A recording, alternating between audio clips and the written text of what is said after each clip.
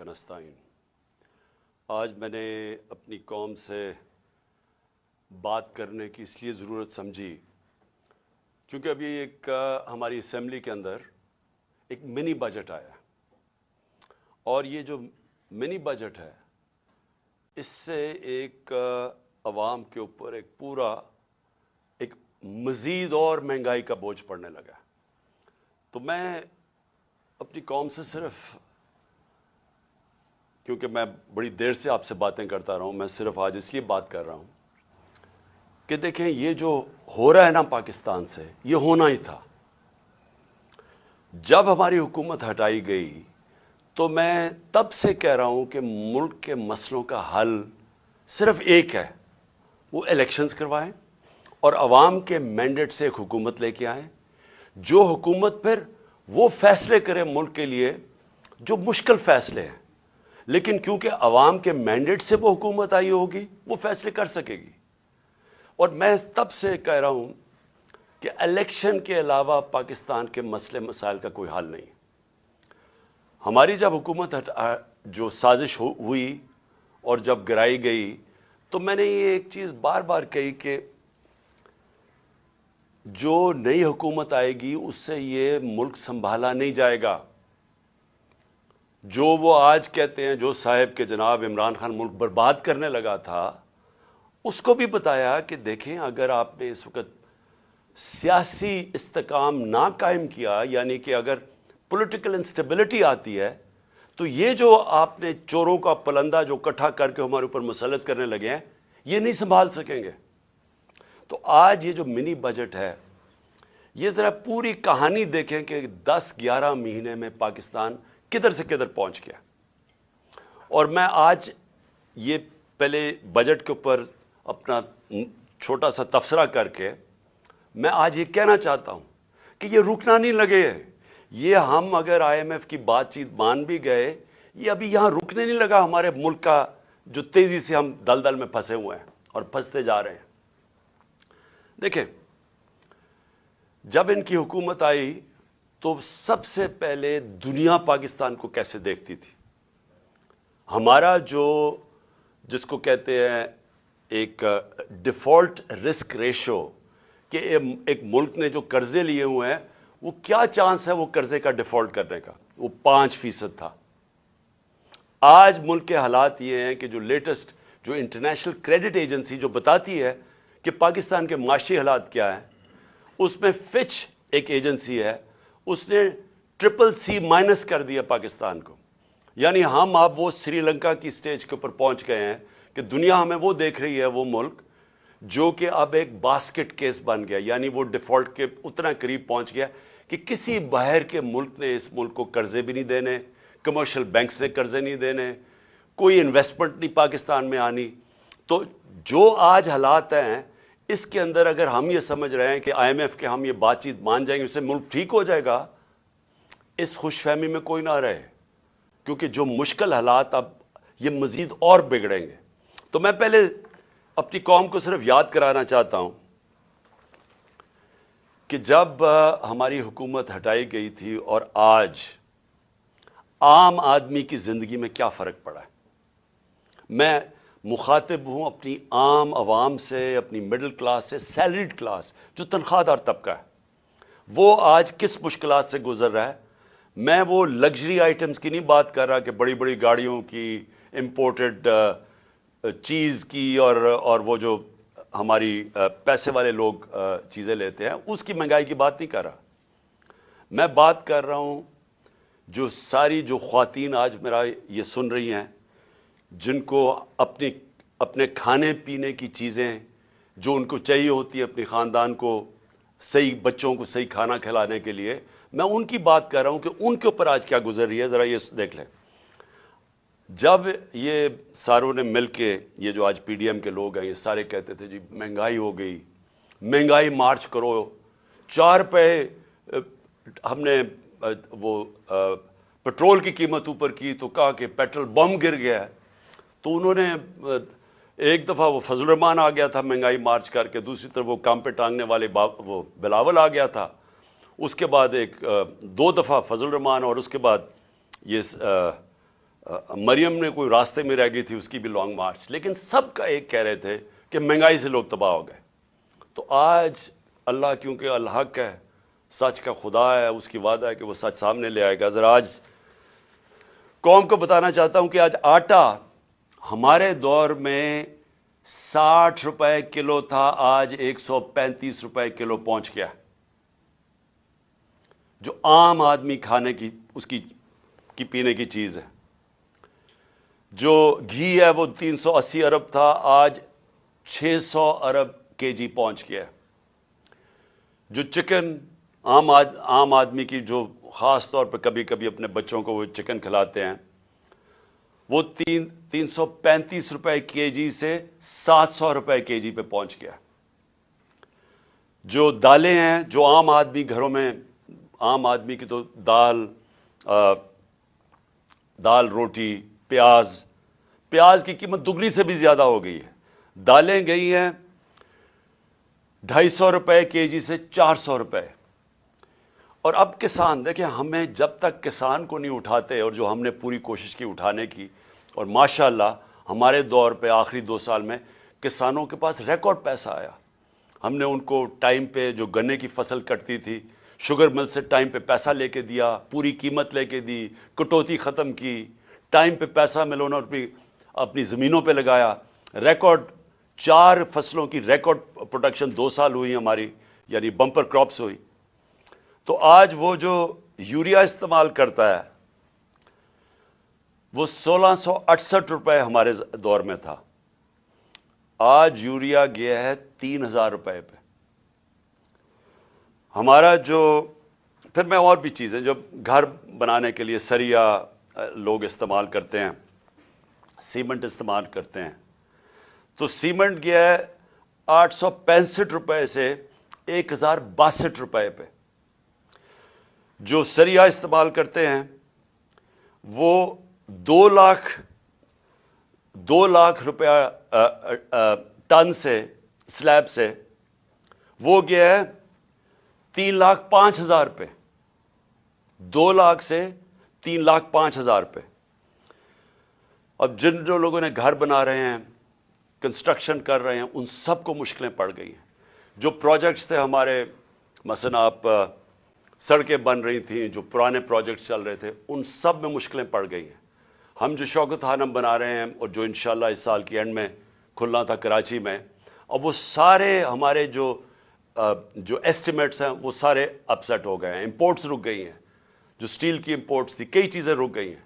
تو سارے اس طرح پروجیکٹس، جو آن گوئنگ پروجیکٹس ہیں، سب متاثر ہو گئے ہیں. یہ جو قیمتیں بڑھی ہیں سیمنٹ کی اور سٹیل کی. جو لوگ گھر بنا رہے تھے، ان کے گھروں کے قیمتیں ایک دم اوپر چڑھ گئی ہیں. پھر دوائیں، انہوں نے امپورٹس کے اوپر جو بین کیا ہے، جو لائف سیونگ ڈرگز ہیں، جو خاص طور پہ آپ استعمال کرتے ہیں، کینسر کی ڈرگز، ہارٹ کے لیے، وہ ان سب میں قلت آ گئی ہے. کیونکہ یہ جو سوچے سمجھے بغیر سب امپورٹس بند کیے ہیں، جس میں متاثر ہو رہے ہیں ہاسپٹلز اور وہ مریض جن کی سیریس بیماریاں. اچھا، اب یہ نئے بجٹ آ گیا. یہ میں آپ کو بتا رہا ہوں، یہ اب تک جو مہنگائی ہوئی تھی، اب یہ جو انہوں نے ابھی جو آج لے کے آئے ہیں، اس کے اندر گیس اور بجلی. میں عوام آدمی کی پھر بات کر رہا ہوں کہ جو گیس کا جس کا بل 3,000 کا آتا تھا، وہ آج ہو جائے گا 4,300 کا. جو بجلی کا بل جن کے گھر 10,000 آتا تھا، وہ 13,000 پہ چلا جائے گا. سو یہ مزید میں آپ کو آج کے بل کے بعد جو مہنگائی ہے، sales tax across the board بڑھا دیا ہے. یعنی ساری چیزیں، کیونکہ سیلز ٹیکس انہوں نے بڑھایا، ساری چیزیں اس سے مہنگی ہوں گی. اور جو بھی میں نے سریا کی اور سیمنٹ کی بات کی تھی، ان کے اوپر جو گیس، سریا بنانے کے لیے جو سٹیل ملز کو گیس جاتی تھی، اس میں 14% انکریز کر دیا، تو اس کی قیمت اوپر جائے گی. سیمنٹ 10% گیس کی قیمت انکریز کر دی ہے، تو مزید اس کی قیمت اوپر چلی جائے گی. یوریا کے لیے جو پھر کسانوں کا مسئلہ آئے گا، یوریا کے لیے جو گیس 70%، اس میں 70% گیس کی قیمت بڑھا دی گئی ہے. جو یوریا یعنی جو جو کھاد کی فیکٹریز کے اوپر گیس جاتی تھی، تو اس سے ایک بوری کے اوپر 375 روپے کا اضافہ ہو جائے گا اب کسانوں کے لیے. اور کسانوں کو آگے مشکل پڑی ہوئی ہے کہ ٹیوب ویلز کے اوپر جو بجلی کی تھی اس کی سبسڈی ختم کر دی، تو مزید اور کسانوں کے لیے اور ایک اور عذاب آ رہا ہے. اب اس سے ہوگا کیا؟ اس سے ہوگا یہ دو چیزیں ہوں گی. ایک، مہنگائی بڑھے گی. مہنگائی آ گئی 50 سال میں پاکستان کی تاریخ کی سب سے زیادہ مہنگائی ہے. میں نے پھر سے کہا کہ ان کی ساری کیمپین ہمارے خلاف کیا تھی کہ ہم نے بہت زیادہ مہنگائی کر دی. ہمارے دور پہ جو مہنگائی تھی وہ 12% تھی، وہ آج پہنچ گئی ہے 30% کے اوپر اور مزید بڑھنے والی ہے. جو سب سے خوفناک چیز ہے، جو فوڈ انفلیشن، جو کھانے پینے کی چیزیں جو مہنگی ہوئی ہیں، وہ ہمارے دور پہ 16% تھی، آج 40% پہ پہنچ گئی. تو اس سے جو عام آدمی ہے، میں پھر سے کہتا ہوں جو سیلریڈ کلاس ہے، پہلے تو مہنگائی میں وہ پسیں گے، ساتھ ساتھ یہ جو انہوں نے چیزیں بڑھائی ہیں، جو انہوں نے امپورٹس کے اوپر جو ان کی غلط پالیسیز تھی، جو نااہلی تھی، اسے فیکٹریاں بند ہو رہی ہیں. ہماری جو ریکارڈ انڈسٹریل پروڈکشن تھی، ہماری جو انڈسٹری اضافی تیزی سے بڑھ رہی تھی، آج وہ منفی پہ چلی گئی ہے. جو انڈسٹریز، جو ٹیکسٹائل انڈسٹری، آپ فیصل آباد جا کے دیکھیں، جدھر مزدور نہیں ملتا تھا، آج بے روزگاری شروع ہو گئی ہے. ایک طرف بے روزگاری، ایک طرف مہنگائی. انٹرسٹ ریٹ انہوں نے ریکارڈ اوپر کر دیے ہیں. اس کا مطلب کہ جو بھی آپ کوئی نیا کاروبار شروع کرے گا وہ 100 دفعہ سوچے گا، کیونکہ انٹرسٹ ریٹ اوپر چلے گئے، سود کی شرح اتنی اوپر چلی گئی ہے. تو ایک طرف مہنگائی، دوسری طرف بے روزگاری. اب میں جو آج میرا اصل آج آپ سے بات چیت کرنے کا مقصد کیا تھا، اب آگے ہم کیا کر رہے ہیں، جا کدھر رہے ہیں. میں اس لیے آپ سے کہہ رہا ہوں کہ یہ جو مزید مہنگائی آئی ہے، اور یہ جلدی جلدی انہوں نے کی ہے. شروع میں ان کو سمجھ نہیں آئی کیا کرنا تھا. اپنے این آر او کے اوپر انہوں نے وقت گزارا. ان کو صرف ایک پڑی ہوئی تھی کہ کس طرح کے ان کے 1100 ارب روپے کے ان کے اوپر کرپشن کیسز تھے وہ ختم ہو. ہم ہر سال، ہمارے 3.5 سال کے اندر، ہر سال جو نیب ریکور کرتی تھی چوری کا، وہ 160 ارب روپیہ تھا. ہم نے 480 ارب روپیہ اپنے دور میں نیب نے ریکور کیا تھا. ہم نے نہیں کیسز بنائے تھے، یہ پرانے کیسز تھے، لیکن ہمارے دور میں نیب پیسے ریکور کر رہی تھی کیونکہ ہم کسی کو بچا نہیں رہے تھے. اب 1100 ارب روپے کے جو کرپشن کیس ہیں انہوں نے معاف کروا لیے. تو ایک طرف قوم کی کمر توڑ دی ہے مہنگائی اور بے روزگاری سے، دوسری طرف انہوں نے اپنے کرپشن کے کیسز معاف کروا لیے، اور تیسری طرف روپیہ ڈالر کے بنسبت 90 روپیہ گرا ہے. کہ کبھی پاکستان کی تاریخ میں اتنا زیادہ ڈالر مہنگا نہیں ہوئی اور اتنی تیزی سے روپیہ گرا نہیں ہے. تو قوم کے لیے تو کیا ہوا اس سے؟ اگر آپ کی 30,000 روپیہ تنخواہ تھی، آج صرف وہ 20,000 روپے کی 30,000 روپے کی تنخواہ 20,000 کی چیزیں خرید سکتی ہے. آج جو ڈی ویلیویشن ہوئی ہے، ساری قوم کا جو جیسے کہتے ہیں نا جی ڈی پی، کیونکہ جی ڈی پی ڈالر سے میجر ہوتی ہے، تو پر کیپٹا انکم ڈالر سے میجر ہوتی ہے، وہ ساری نیچے آ گئی ہے. ان کے ہوتے ہوئے جب تقریباً 90 باہر مارکیٹ میں جاؤ تو وہ 100 روپیہ کا بھی سے زیادہ ڈالر مہنگا ہو چکا ہے. تو جب کہ ایک قوم کی دولت میں کمی ہوئی ہے، یہ جو سارے 30 سال سے ملک کا پیسہ چوری کر کے، منی لانڈرنگ کر کے باہر لے کے گئے ہیں، ان کے ایونسیل اپارٹمنٹ اور ان کے مے فیئر میں، اور بڑی بڑی گاڑیاں اور ون ہائٹ پارک، اور یہ جو باہر ہوٹل خریدے ہوئے ہیں، اور انہوں نے بے نامی چیزیں خریدی ہوئی ہیں، باہر بینکوں میں آف شور اکاؤنٹس میں پیسے رکھے ہوئے ہیں. قوم کے لیے 90 روپے ان کی دولت میں کمی اگر روپے میں پڑے ہوئے ہیں، اور ان کے باہر پیسے میں 90 روپے اضافہ ہو گیا. پاکستان کے مقابلے میں ان کے پیسے میں 90 روپے زیادہ امیر ہو گئے ہیں. ان کو کوئی فرق نہیں پڑا، اس لیے انہوں نے آتے ساتھ ہی کبھی کوئی پرواہ نہیں کی کہ کیا انہوں نے اگر ان کو سازش کے تحت بٹھائی دیا تھا، کیونکہ عمران خان ملک تباہ کر رہا تھا، تو انہوں نے آ کے کوئی روڈ میپ دینا تھا کہ ہم نے ملک کو کیسے ٹھیک کرنا ہے، کیونکہ یہ تو بڑے تجربہ کار تھے. ہم تو جی اسحاق ڈار نے کہا میں روپے کو $200 کو نیچے لے کے آؤں گا، میں IMF کو سامنے یہ کر دوں گا، بڑی بڑھ کے ماری، میں تجربہ کار ہوں۔ آج یہ بتائیں کہ انہوں نے ملک سے کیا کیا، اور جو ان کے ہینڈلر لے کے آئے تھے ان سے ذرا پوچھیں کہ آپ نے یہ ملک سے کیا کیا، کون جواب دے؟ آج جو ابھی یہ جو شروعات ہے، ابھی یہ جو $90 کے جو گرا ہے، جو روپیہ گرا ہے ڈالر کے مقابلے میں، ابھی اس کی مزید مہنگائی آنی ہے۔ جو ایک تھوڑی ٹائم کے بعد جب آپ کا روپیہ گرتا ہے تو جو باہر سے چیزیں لے کے آتے ہیں وہ ٹائم کے بعد مہنگی ہونی شروع ہوتی ہے۔ تو نہ تو انہوں نے کوئی تیاری کی، نااہلی ان کی یہ ہے کہ انہوں نے غلط فیصلے کر کے ملک کو آج یہاں پہنچا دیا ہے کہ اس طرح کا بجٹ لانا پڑا ہے، اور کوشش کر رہے تھے کہ عارف علوی کے اوپر سارا بوجھ ڈالے۔ پارلیمنٹ میں بھی نہیں چاہتے تھے کہ ڈبیٹ ہو اس کے اوپر، اس سے کہتے تھے آرڈیننس سائن کرو تاکہ یہ بچ جائیں کہ پارلیمنٹ میں ان کے اپنے لوگ کیا یہ جو بجٹ لے کے آ رہے ہیں وہ کیا بولیں گے اس کے اوپر۔ قوم کے اوپر سارا بوجھ، خود اپنی کرپشن کے کیسز معاف، اور کوئی آگے راستہ بھی نہیں ہے، روڈ میپ بھی نہیں ہے۔ میں آخر میں یہی بات کرنا چاہتا ہوں کہ جو بھی ان کے بیکرز ہیں یہ سمجھ جائیں کہ ان کے پاس کوئی اگلا آگے کا راستہ نہیں ہے۔